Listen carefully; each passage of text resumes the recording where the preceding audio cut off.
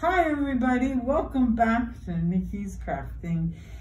Today, this is what we're going to be making, or at least the steps to show you how to put it together. And this is a woven heart garland. And one of the greatest things about this is how creative you can be with choosing your own fabrics. I chose the combination of felt and printed fabric, and I chose smaller prints because that's what I like, and I really like the combination of the colors. But you can choose pretty much whatever you would like. I find the felt and the printed fabric work well together. One is solid and one is more busy. And fabric is really quite forgiving. The one exception I would say, just to give you a heads up, I wouldn't suggest denim, only because from my experience, it is slicker on the back side, and that makes the weaving harder. And also it frays a lot more than standard fabrics too. Just as an example of the one that I did do, it turned out fine, but it was more difficult than I found the others to be. And also as an example, this may be up your alley, but I like the smaller prints better. This is a larger print paired with different color felt. The first step that's really important is you need to create a template for the pieces of fabric that will make these hearts. It's really easy, but super important, the details. I have an example here. I once cut out, but here you want to take a piece of copy paper and have a pencil and a ruler. You fold the paper in about 4 inches or so, and have the fold be on the bottom, and then you make, for the size hearts that I have, you want to make 2 inches square. And then from the top of the square, you want to go 1 inch into the center of it and make a line 1 inch up, and then freehand those curved edges, or complete the shape with curves. Though you can see what I have here, it doesn't have to, the curves don't have to be exact, but that's the general look of it. But the size of the square and the height of the curve should be 2 inches square and 1 inch high for the curve. Then you cut that out, making sure that the fold is on the bottom of the template. You'll need 2 of these, the exact same shape, one of them for later on in the project. But you should just make it first while you're doing that. Okay, and then you can, once you have your templates done, then you can choose your fabrics. And I have as the example, this pink felt and this heart fabric. And you take the template and you fold, if you're using the felt, you fold over the felt so that it is at least as high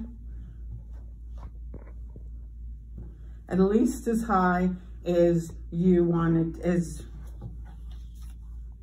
as your template is. Making sure, just like the template, the fold is on the bottom. And then you pin the template to the felt, and you cut around the felt. And then you do the same thing with whatever other fabric you want, whether it's 2 colors of felt or whether it's a printed fabric. And then you'll have those shapes, and then you'll take your other template and you'll want to turn it into this. It's the same size. However, with a pencil, you want to make 1/2 inch, you'll want to divide this shape into 4 1/2-inch strips. So that means that you're going to take a ruler and put 1/2-inch markings, and you'll have 3 cuttings. And you don't want to go above the where the hump starts, the curve starts. That's very important. Make sure that you just stop it right before the curve. Then you're going to put it over your fabric. You can do this one at a time, or you can, if you have thinner fabric with the felt, you can do it at the same time.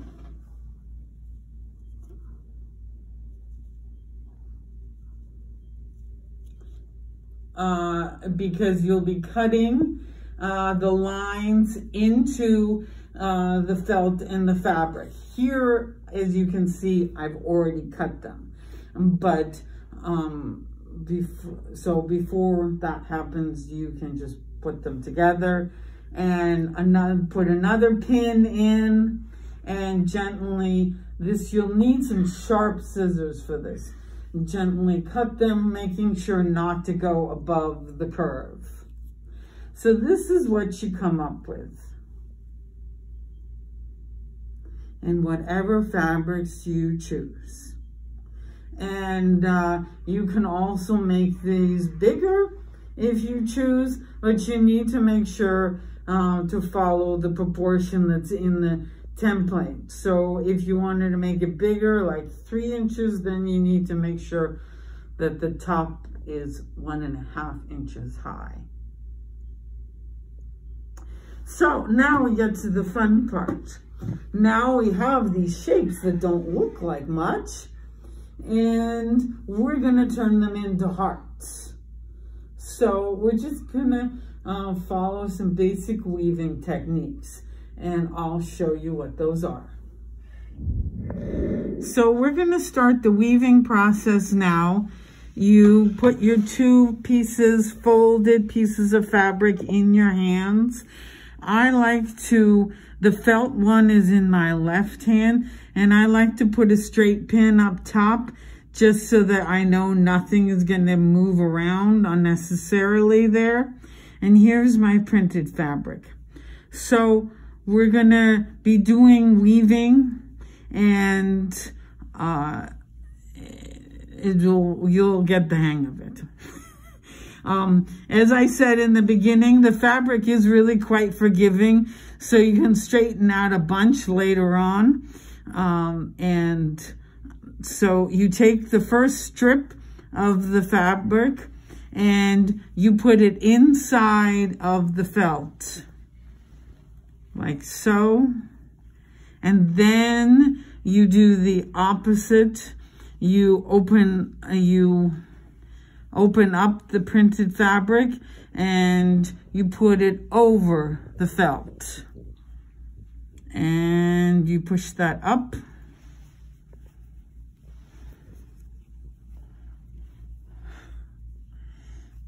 And then you do the same thing with the next two strips of felt.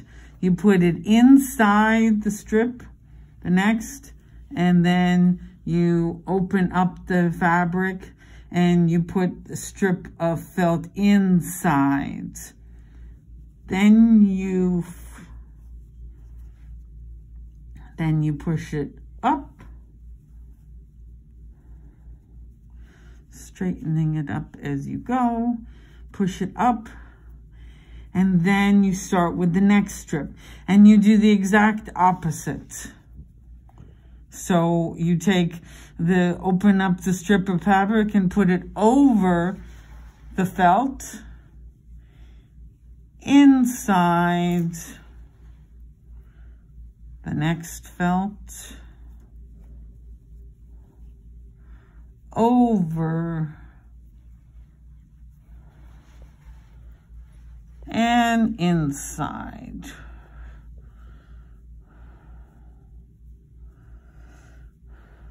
And you push it up. You keep pushing it up so that you have enough room. There will be enough room, just to make sure. That's why we made the template the size we made it. And don't worry about this little guy at the end. It'll get figured out, and I'll show you what to do at the end. Okay, see how we've started this and how it's alternating. Inside, outside, inside, outside, outside, inside, outside, inside. And so as you're doing it, you'll quickly notice if you're doing something wrong because it won't look like an alternating weaving pattern. And the back should look, have some similar pattern to it. So we keep going. Go back to inside,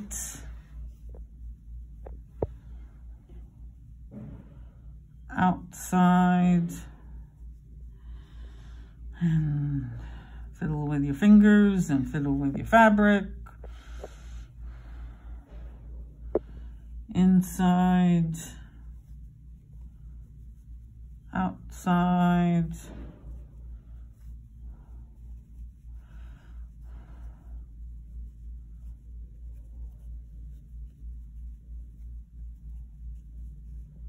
okay, sorry, there you go. This guy's trying to hide. There you go. I found him. Okay, now one more layer. You think, oh, it's not going to fit. It'll fit, don't worry. So you go outside because we're doing the opposite. Outside, inside. You may need a little bit of convincing with your fingers. Sorry. Can you see it? I'll show you how it gets straightened out in a moment. Outside. And inside. This little last guy, this little last loop here, inside.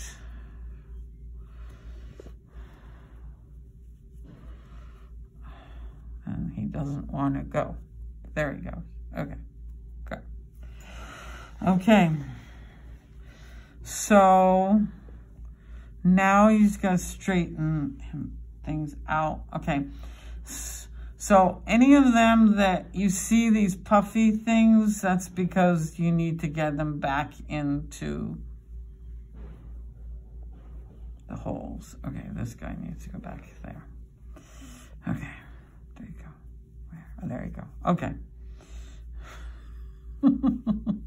Whenever you see some puffy parts or some loose parts, you know that it didn't go all the way to the end. Here is a perfect example, is that this happens all the time. And so when you're finished, you just open this up. You can take a pin if you want to. you open this up and you just get this guy to come back out this way. See, there he is. So you want to make sure that on both of on the straight edges, you see your printed fabric on this end, and you see your felt on this end. So I had to do a little tugging to convince them to come out, but now it's all flat and straight. And you just need to, you'll just cut some of the strands off, but you don't have to be too worried about it. It's your handmade project. It'll happen. Some fabrics are better at fraying than others, but there you go. And so it's all flattened, and you see the edges. So the next part of your project is going to be, because we're doing a garland, is going to be sewing up the edges, and that will secure the ends that you just made sure were at the edges. One quick note, before we sew up the edges, to give you an idea of what it looks like without it, here's a project of a heart that I didn't sew up the edges. And one other idea, instead of a garland, is you can make these. See, this is slightly bigger. Make these and put some candy in here and give it to a friend or a loved one. So just wanted to show that that's what that looks like. So I use white thread because my project has so many other colors. It's just simpler that way. But again, just like the color choices of the fabric, you can certainly choose to give some more personality or another dimension to your hearts by using a different color thread. And that's completely up to you. But I sew up the edges. I sew up the edges in just a very small stitch, and make sure that they're nice and secure. And so that's when one does this. Well, after one sews it up, then you have one finished heart. And then you can make your decision as to what kinds of hearts you would like your garland to be made up of. You can have a seasonal theme. You can have a holiday theme. You have your own favorite colors. If you have kids, they can choose some of them can choose their own, and you can have a big combination. Another possibility is, if you have heirloom materials from quilts or pillowcases or old clothes that are sentimental, you can take some of those scraps and make hearts out of them, so that you see the material that means a lot to you is still in your home. So, and you can also make the garland as long as you want it to be. I have 6, but you can make more, and you can change them up. So to make the garland, it's super easy, no glue necessary. You just take some twine and string them in the top loop behind the hearts. So you can take them in and out, you can change them, and you can add more. And this is just a fun, festive design for you. And you can then just put some knots at the end if you need to secure them. So I hope you've had fun with this. listening to it, and hope you have fun putting your own creative stamp on something that will make your home more beautiful. Thanks so much for coming back. Talk to you later.